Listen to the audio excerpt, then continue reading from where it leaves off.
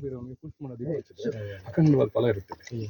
ಇಡೀ ಶಿವಗಣ ವಾಸ ಇದೆ. ಆ ಕಾಲಭೈರವ್ರ ಪಕ್ಕದಲ್ಲೇ ಬೇತಾಳ ಇರೋದು. ಆ ಬೇತಾಳವನ್ನೇ ಉದ್ದಾನ ಬದಿಯವರು ಸಿದ್ಧಿ ಮಾಡ್ಕೊಂಡು ಕಾಲಭೈರವರ ಪಕ್ಕದಲ್ಲಿ ಒಂದಿದೆಯಲ್ಲ, ಕಾಲಭೈರವರ ಪಕ್ಕದಲ್ಲಿ ಅದು ಬೇತಾಳ.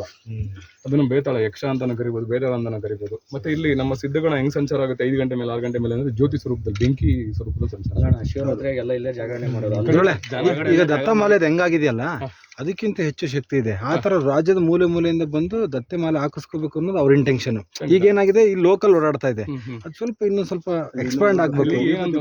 ಇಲ್ಲಿ ನಮ್ಮ ಕ್ಷೇತ್ರದಲ್ಲಿ ಒಂದು ಕೆಂಡ ಬರುತ್ತೆ, ಕೆಂಡ ಉಳ್ಕೊಂಡು ರೈಲ್ವೆ ಗೇಟ್ ಬರುತ್ತೆ, ಮತ್ತೆ ಅಲ್ಲಿ ಬರುವ ಕೆಂಡ ದೊಡ್ಡ ಬರುತ್ತೆ. ನೀವು ನೋಡಿದ್ರೆ ಸರ್, ಇಲ್ಲಿ ಜೈಹಿಂದ್ ಹೋಟ್ಲ್ ಇದೆಯಲ್ಲ, ಆ ಜೈಹಿಂದ್ ಹೋಟ್ಲ್ನಲ್ಲಿ ಭಯಂಕರ ಆಕ್ಸಿಡೆಂಟ್ಗಳಾಗುತ್ತೆ. ಇನ್ನೆಲ್ಲೂ ಆಗಲ್ಲ ಜಾಸ್ತಿ, ಹಿಂದೆ ಮುಂದೆ ಆಗಲ್ಲ. ಆ ಜೈಹಿಂದ್ ನೇರದಲ್ಲಿ ಅಬ್ಸರ್ವ್ ಮಾಡಿ ನೋಡಿ, ಅಲ್ಲಿ ಸ್ಪೀಡ್ ಬ್ರೇಕರ್ಗಳು ಜಾಸ್ತಿನೇ ಹಾಕಿದ್ದಾರೆ. ಆದ್ರೂ ಸುಮ್ನೆ ಶಿವ ಅಂತ ಅಲ್ಲಿ ಕೊಟ್ಟಾಗ್ತಾನೆ. ಏನೋ ಒಂದು ನೆಪ, ಒಂದು ಅಮಾವಾಸ್ಯೆ ಒಂದು ಹುಣ್ಣಿಮೆ ಸಂಚಾರ ಹೇಗೋಗುತ್ತೆ ಅನ್ನೋದು ಅಷ್ಟು ಸಂಚಾರ.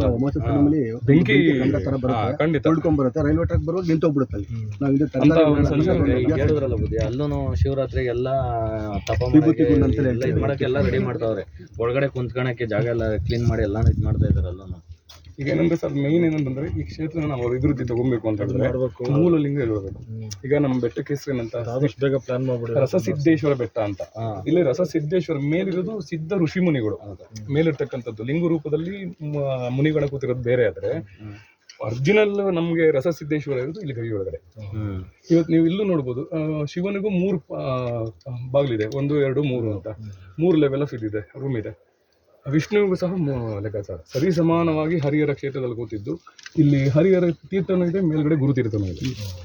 ಸಿದ್ಧ ಋಷಿಗಳು ತಪಸ್ ಮಾಡ್ಲಿಕ್ಕೆ ಅಂತ ಮೇಲ್ಗಡೆ ಅಲ್ಲಿ ಏನ್ ತೀರ್ಥ ಇದೆ ಅದು ಋಷಿ ತೀರ್ಥ, ನಮಗೆ ಸಿದ್ಧ ತೀರ್ಥ. ಅದು ಇಲ್ಲಿ ಕೆಳಗಡೆ ಇರೋದು ಹರಿಗೆ ಹರನಿಗೆ ಇಬ್ಬರಿಗೂ ಸಂಬಂಧಪಡುವಂತ 4 ಮೂಲೆಯಲ್ಲೂ ಕಲ್ಯಾಣಿ ಮೆಟ್ಲಿದೆ ನೋಡಿ, ಯಾಕೆಂದ್ರೆ ಮೇಲಿಂದನೂ ಇಲ್ಲಿ ಹರಿಗೂ ಬೇಕು, ಇಲ್ಲಿ ಹರನ್ಗೂ ಬೇಕು ಅಂತ.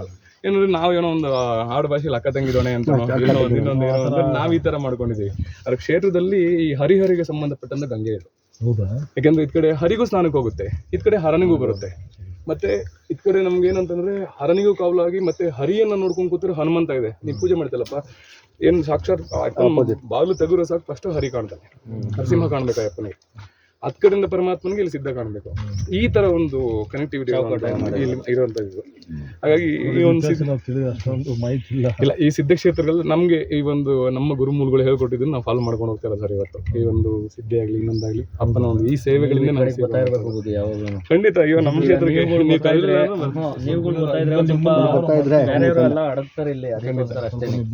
ಇಲ್ಲ, ನಾವು ಬರ್ತಾ ಇದ್ರೆ ಬೇರೆಯವ್ರು ಅಡಗ್ತಾರೆ.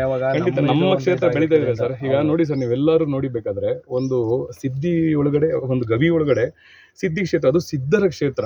ನಾವು ಗಿರಿಬಲ ಅಂತ ಹೇಳ್ಬಿಟ್ಟು ನಾವು ಪ್ರದಕ್ಷಿಣೆ ಮಾಡ್ಲಿಕ್ಕೆ ಅಂತ ಹೇಳ್ಬಿಟ್ಟು ತಿರುವಣ್ಣಾಮಲೆಗೆ ಹೋಗ್ತೀವಿ, ಮೈಸೂರಲ್ಲಿ ಇದ್ ಮಾಡ್ತೀವಿ, ನಮ್ಮ ಶಿವಗಂಗೆಲ್ ಗಿರಿ ಪ್ರದಕ್ಷಿಣೆ ಮಾಡ್ತೀವಿ. ಸಿದ್ಧಪಟ್ಟಿಗೆ ಯಾಕೆ ಮಾಡಬಾರ್ದು? ಅಲ್ಲ, ಈ ತರ ಮಾಡಿದಾಗ ಅಂದ್ರೆ ಒಂದು ಇದಾಗುತ್ತೆ, ಒಂದು ಲೆಕ್ಕಾಚಾರ ಆಗುತ್ತೆ. ಸಿದ್ಧರುಗಳ ಒಂದು ಸಂಚಾರ ಮಾಡಿದಾಗ ಏನಾಗುತ್ತೆ ಅಂದ್ರೆ ಅದೇ ಬಲ ಇಲ್ಲಿ ಸಿಗುತ್ತೆ ನಮ್ಗೆ ಅನ್ನೋದು. ಏನಂದ್ರೆ ಮೇನ್ ನಮ್ಗೆ ರಸಸಿದ್ದೇಶ್ವರ ಇಲ್ಲಿ ಆಕ್ಟಿವ್ ಆಗ್ಬೇಕು. ಅಪ್ಪನ ಜೊತೆ ನಿಮ್ಗೆ ಒಂದ್ಸರಿ ಆಶೀರ್ವಾದ ಇದಾಗ್ಬಿಡ್ತು ಅಂತ ಹೇಳಿದ್ರೆ, ಅಭಿಷೇಕ ಆಯ್ತು ಅಂತ ಹೇಳಿದ್ರೆ ಮುಂದಕ್ಕೆ ಯಾಕಂದ್ರೆ ಆ ಪಾಣಿಕಲ್ನ ತೆಗೆದು ಅದು ಅಳತೆ ಮಾಡ್ಕೊಬೇಕು ಸರ್. ಇವತ್ತು ನಮ್ಮ ಆತ್ಮಕ್ಕೆ ಏನ್ ಅನ್ಸುತ್ತೆ ಅಂತಂದ್ರೆ, ನಾವು ಅಲ್ಲಿ ಹುಡುಕೂರೆ ಸರ್, ಏನು ಸ್ವಲ್ಪ ಏನಾದ್ರು ಹುಡುಕೂರೆ ಶಿವಲಿಂಗ ಅಲ್ಲೇ ಇರಬಹುದು, ಅಲ್ಲೇ ಐತೆ, ಅದು ಲಿಂಗು ಅಲ್ಲೇ ಇದೆ ಅಂತ ನಮ್ಮ ಮನಸ್ಸು. ಪೀಠನೂ ಅಲ್ಲೇ ಐತೆ, ಲಿಂಗನೂ ಅಲ್ಲೇ ಐತೆ. ಪಾಣಿ ಪೀಠ ನೋಡಿದೀವಿ, ಬಟ್ ಲಿಂಗು ಇನ್ನ ಹಿಂದೆಗಡೆ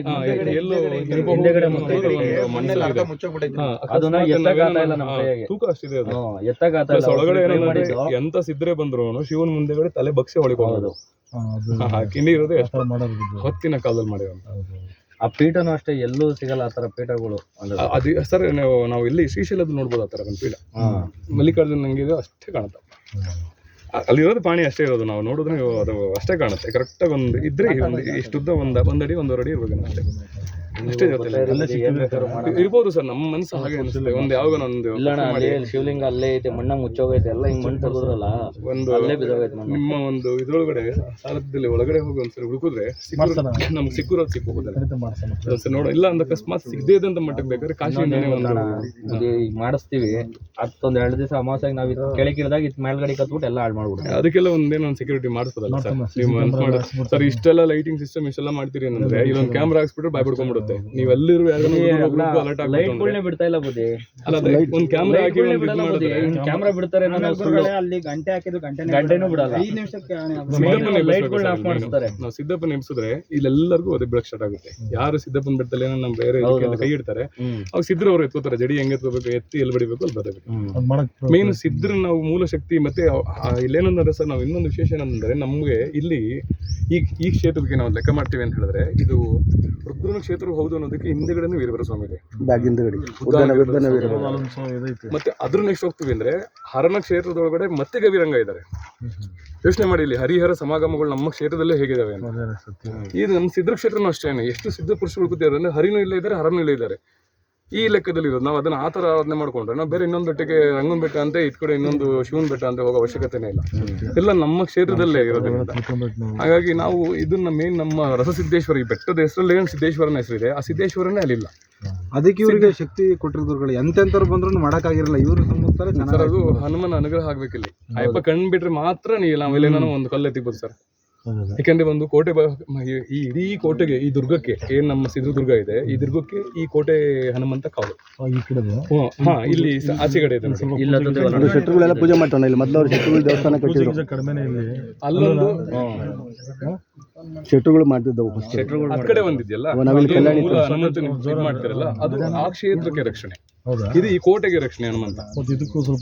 ಇದು ಕೋಟೆ ಹನುಮಂತ. ಈ ಅಪ್ಪನ ನಾವು ಚೆನ್ನಾಗಿ ಊಟ ಕೊಟ್ರೆ ಫುಲ್ ಕಾವಲು ನಿಂತ್ಕೊಂಡ್ಬಿಡುತ್ತೆ ಈ ಕೋಟೆ ಹನುಮಂತನಿಗೆ. ಅದ್ ಕಡೆ ಆ ಹನುಮಂತನ ನಾವು ಎಷ್ಟು ಇದು ಮಾಡ್ತೀವಿ ಅಷ್ಟು ಕ್ಷೇತ್ರ ಜಾಗೃತಿ ಆಗುತ್ತೆ. ಯಾಕಂದ್ರೆ ಸರ್, ನಾವು ಆ ಹನುಮಂತ ಏನಿದೆಯಲ್ಲ, ಹನುಮಂತನ ಬೆನ್ನಿಗೆನೆ ಸಾಕ್ಷಾತ್ ಸಿದ್ದೇಶ್ವರ ಇರೋದು. ನೀವೇನ್ ಹನುಮಂತನ ಪೂಜೆ ಮಾಡ್ತಾ ಇದ್ದೀರಿ, ಅದೇ ಹನುಮಂತನ ಬೆನ್ನಿಂದೆಗಡೆ ಈ ನಮ್ಮ ರಸಸಿದ್ದೇಶ್ವರ ಇರೋದು. ಈ ರಸಸಿದ್ದೇಶ್ವರ ಎದ್ರು ಅಂತ ಹೇಳಿದ್ರೆ ನಿತ್ಯ ಒಂದನೇ ನೀರ್ ಬೀಳಲಿ ಸರ್, ನೋಡಿ ಕ್ಷೇತ್ರ ಸಿದ್ಧಿ ಅಂತ ಹೆಂಗಾಗುತ್ತೆ. ಅದಕ್ಕೆ ಮೇನ್ ಸಿದ್ದೇಶ್ವರನ ಇಲ್ವಲ್ಲ, ಮಿಕ್ಕಿದೆಲ್ಲ ಮಾಡ್ತಾ ಇದೀವಿ ಅಷ್ಟೇ. ಸಿದ್ಧ ಮುನಿಗಳಿಗೆ ಪೂಜೆ ಮಾಡ್ಕೋತಾ ಇದೀವಿ, ಹನುಮಂತನ ಆರಾಧನೆ ಮಾಡ್ತಾ ಇದೀವಿ. ಒಂದು ನಮ್ಮ ಒಂದು ಯಥಾಶಕ್ತಿ ತಥಾ ಭಕ್ತಿ ನೋಡಿ ಹೆಂಗೋ ಒಂದು ಇದು ನಡೀತಾ ಇದೆ. ಬಟ್ ಮೂಲ ಸಿದ್ದೇಶ್ವರ ಎದ್ದೊಳ್ತು ಅಂತ ಹೇಳಿದ್ರೆ ಸಿದ್ಧಿ ಈ ವರ್ಷ ಹನುಮ ಜಯಂತಿ ಒಳಗಡೆ ನಡೆದ ಕಾರ್ಯ ಖಂಡಿತ ಸರ್. ನೀವು ಅದೆಲ್ಲ ಒಂದ್ಸರಿ ಇದು ಮಾಡಿದ್ರೆ ಅದು ಒಳಗಡೆ ನಡೀಬೇಕು. ಆಗ್ಲಿ ಸರ್. ಇಲ್ಲ, ನಮಗೆ ಬೇರೆ ಕಡೆ ಇರ್ತೀವಿ ನೋಡಿ. ಅಲ್ಲೊಂದು ಲಿಂಗ ಕಾಣುತ್ತೆ, ನೀವು ಎತ್ತಿಕ್ಕಿರೋದು ಒಂದು ಜ್ಯೋತಿ ಕಂಬ ನೋಡಿ. ಎಷ್ಟು ಚೆನ್ನಾಗಿ ಒಂದು ಕಲ್ ಮೇಲೆ ಲಿಂಗ ಕಾಣುತ್ತೆ ನಿಮ್ಗೆ. ದೀಪ ಹಚ್ತಿರಲ್ಲ, ಜ್ಯೋತಿ ಕಂಬ ಇದೆಯಲ್ಲ, ನೀವು ಕರೆಕ್ಟ್ ನೋಡಿ. ನಿಮ್ಮಲ್ಲಿ ಕೆಳಗಡೆ ಪಾಣಿ ಬಟ್ಲು, ಮೇಲ್ಗಡೆ ಲಿಂಗ. ಅದೇ ತರ ಕಾಣಿಸ್ತದೆ ನೋಡ್ರಿ, ಅದಕ್ಕೆ ಸಿದ್ಧಿ ಬೆಟ್ಟ ಅನ್ನೋದು. ಮೇಲೆ ಬಂಕಿ ಎಲ್ಲ ಚೆಕ್ ಇದು ಮಾಡಿದ. ಆಗ್ಲಿ ಸರ್. ಏನ್ ಬಂದ್ರಿ?